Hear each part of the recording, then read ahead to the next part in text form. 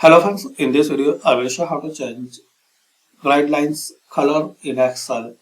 So very easy and simple way to change the color for guidelines file, and here click on options, and here guys you have to click on advanced,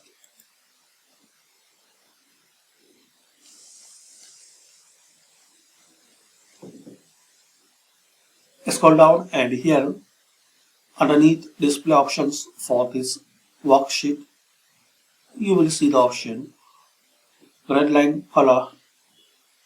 So select your desired color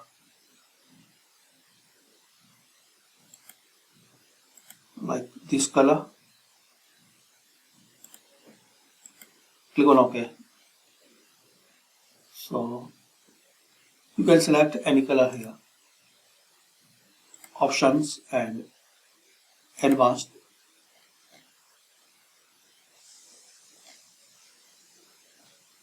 and select your desired color.